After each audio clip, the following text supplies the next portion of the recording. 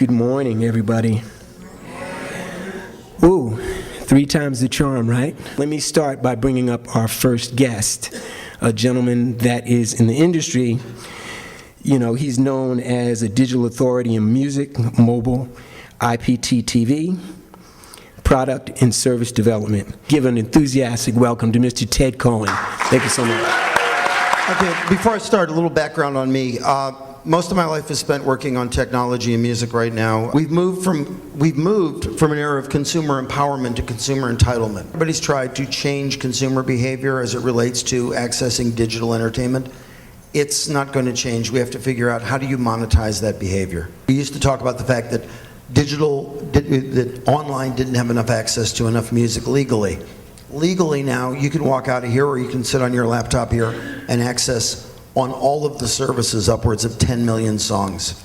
10 years ago, if you were a recording artist, it was about getting a deal and getting your music distributed and getting it into Best Buy and Tower and Amoeba and any music store that would carry your music on the shelf. Right now, any of you could go out in the lobby, record a song, upload it to TuneCore, and have it on iTunes next Tuesday. There's a new service if any of you are selling your own music.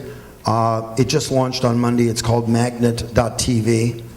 You can set up your own store on your Facebook page and sell your music right from your Facebook page. You want your music everywhere. You can use services like TuneCore. You can affiliate with InGrooves or Big Fish, or there's a bunch, Iris, IOTA. There's all these great services out there. The future is really very bright. And in my flash forward, you are all unstoppable.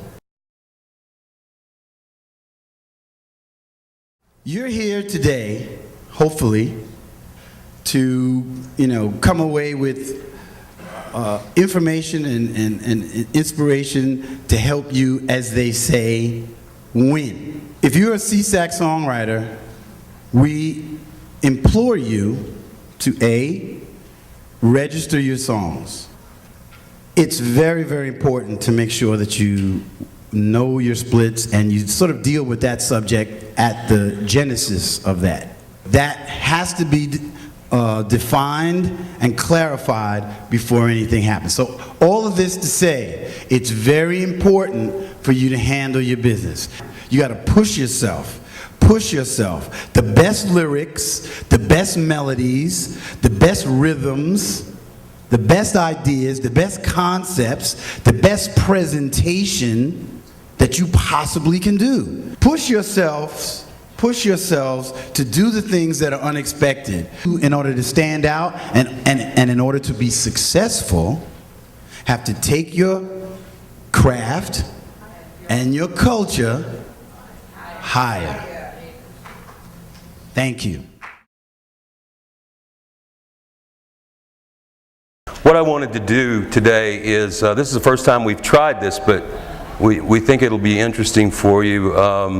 Give you a 40,000-foot overview of our licensing proposition. When we create a license, we like the license to be renewable. And in a lot of instances, the music user likes that too, because they don't want to be in a position where a license would fall off, terminate, expire, and then leave them without authorization. Once we've built a good license, once we've built a license that people will respond to, people think is efficient and fair and equitable, then we have a practice. I mean, we go about contacting folks, and to the extent that people contact us, we engage them and we license the public performance of your works.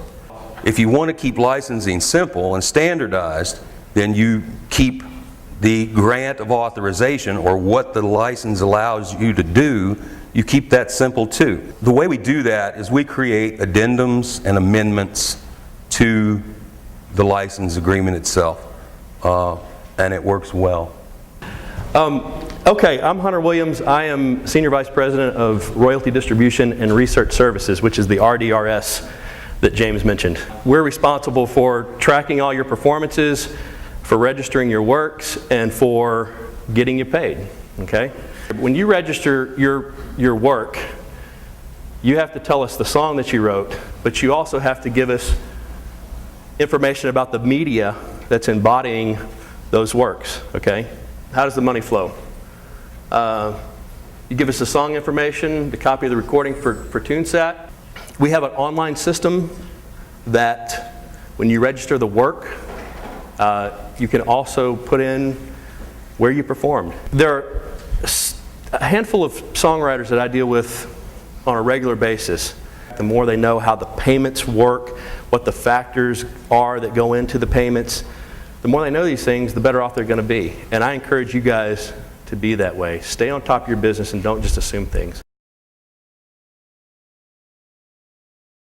We want to cover some basic terms about film and TV licensing, and then we'll talk about some specifics of what the industry is like now, because like every other part of the music business, it is evolving. If you happen to hire studio musicians, get your musicians releases immediately. The release essentially says, yes, I played on your song.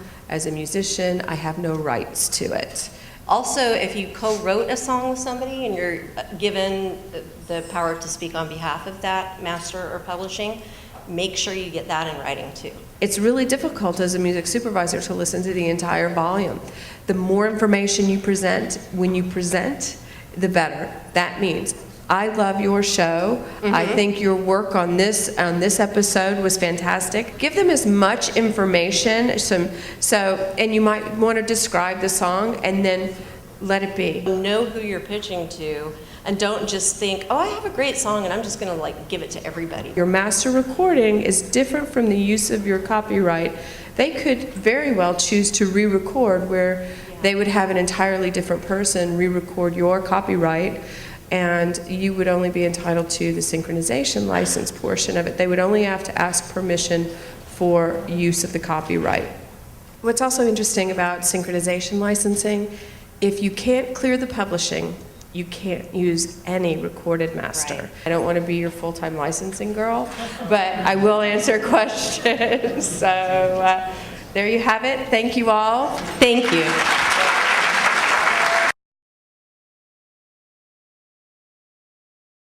I wrote my first song called Till He Comes when I was 14 years old. I knew then that it was a business, but I didn't know really what kind of business it was until I wrote my first song for Yolanda Adams called Just a Prayer Away. But there are so many different aspects to the business side of writing a song. You, as the songwriter, immediately, once you get out of creative mode, you got to go into business mode. Why? Because if you don't, there are about 5,000 ways for you to get screwed. You got to start thinking of your own ways to promote your song. This is your song, right? So you can't depend on anybody else to promote, protect, respect your song. This is what I asked myself the other day. How come I'm dependent on CSAC to take care of my business? The more I have my business together, then CSAC can better help me get my songs out. There's a lot of things that stop us from getting to the real business. But the main thing that stops us from getting to the business attitude is our mind. Handle your business. Really handle it though. Don't play with it. You know what I'm saying? Don't be cute with it. Handle it. Really. We are songwriters. Successful. Powerful. In order. I am.